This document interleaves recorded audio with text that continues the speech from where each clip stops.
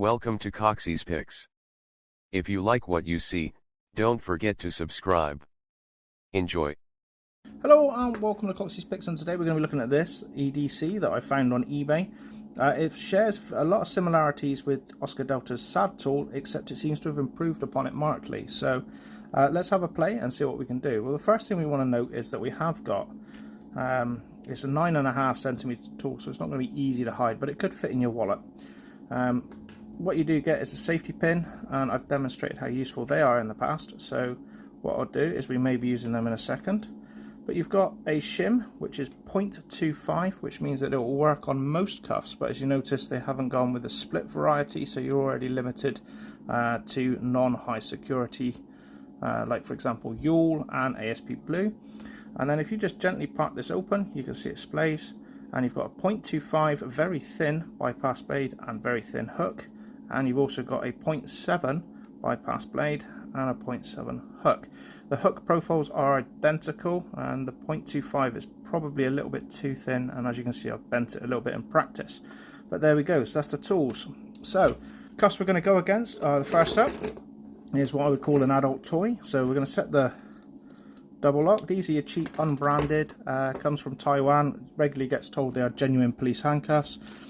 Big open keyway. So first thing we're going to do is we're going to go into this bottom corner with the hook, and hopefully with any luck we're going to make the T, so we've got a little bit of torsion if we need to, and we'll get the double lock off. So going in the bottom corner, double lock done. Right, next thing we're going to do is we're going to come across in a nice lateral pattern and pull the pulls down. Same hook, 7.7, so over it goes, and easy peasy, no challenge. So there we go, that's the easiest one's done. Going to ramp up this difficulty now, and we've got the Viper Tex, the internet favourite. So what we're going to do is we're going to set the double lock. Once we've got the double lock set, using exactly the same tool, the 0.7, right, we're going to go in the same corner and work our way around, and just like that we've got the double lock off. And in this one's got a little marker for us. We're going to aim for the angle of the K and then lever down, and that should be us footloose and fancy free. So bear with it, get the right spot, and we are done. Notice how I haven't tested the shim. That's because I know that the shim will work on the two easiest of the cuffs. We're coming up to the next cuff now, which is the ASP 400. So the first thing I will do is I'll prove that the shim works on this. So just make sure we got the shim out so we can form a nice little T. Once you form the T, make sure the single locked on. Right, you would insert it all the way into the cuff, and job's good un. Right, so we're going to set the double lock on this cuff, and then we're going to try and pick it, and let's actually get the cuff in, set the double lock, there we go. Right, so we're going to use the 0.7 tool first, because we've now gone into a tighter keyway and we want to see if we can get the 0.7 in. So we've got the 0.7, which is the thicker of the two. We need to go in the bottom of the keyway, and we need to just twist this way on this particular model, and just like that the double lock is gone. Now because we've got a thicker tool, we're going to start ourselves at the top of the keyway, and we're going to flow around the tool so it's going to come down to around about here and release the pulls. So in we go, just like that. So that's the ASP done.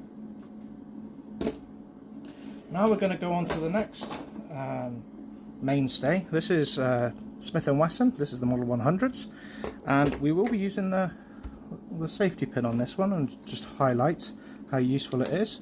So across it goes. We've got the double lock set, and we'll get our safety pin out. Careful, safety pins are sharp. All right, and what you're going to do is you're going to jab it into the window, all right, and try and reach behind that spring, and there we go, that's the double lock done. All right, now we could attack it from this side and work our way around, but that spring inside of Smith & Wesson is notoriously difficult. Why make life hard? They gave you the tool, let's use it. So we're now going to aim for the pull, and on Smith & Wesson it's exactly the same as the Viper Tech, 45 degrees up, and then just reach for the pulls, and if you can find them first time, ideal. If you can't, just root around and then you'll get them. So that's that.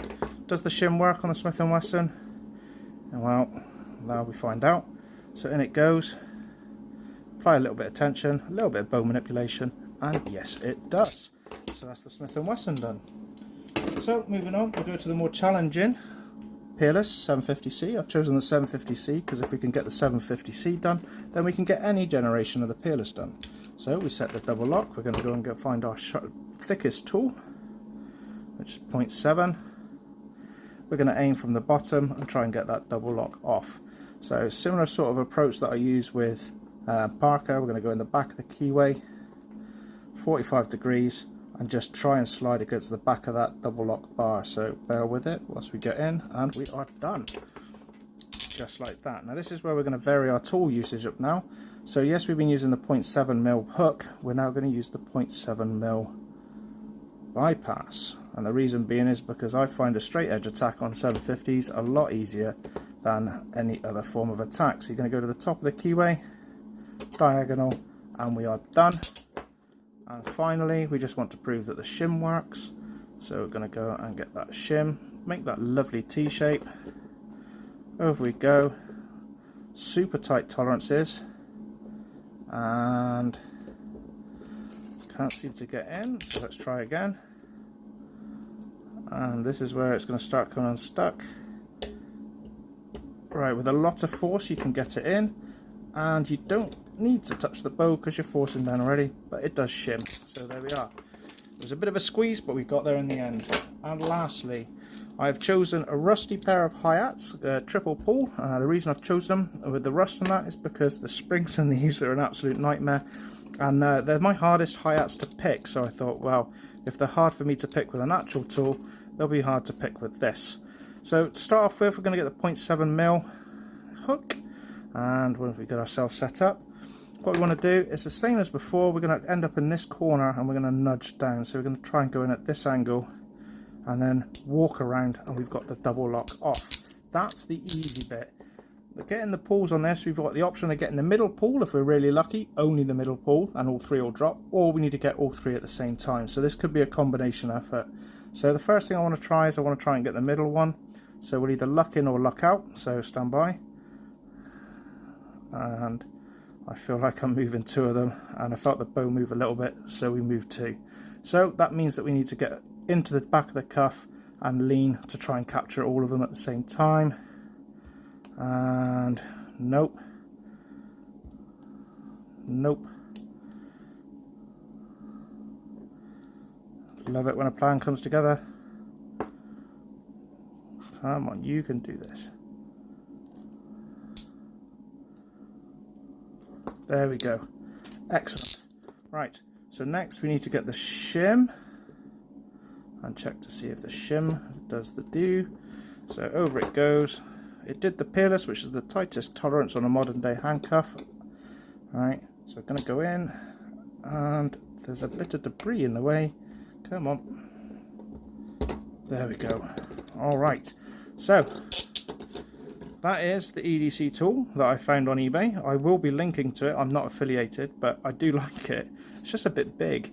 Maybe if we had it in half and we could have it all down, it would shrink it down in size. But it did the hi-hats, it did the ASP, it did the Smith & Wesson, right? And it also did the peerless, and it did Viper Tech.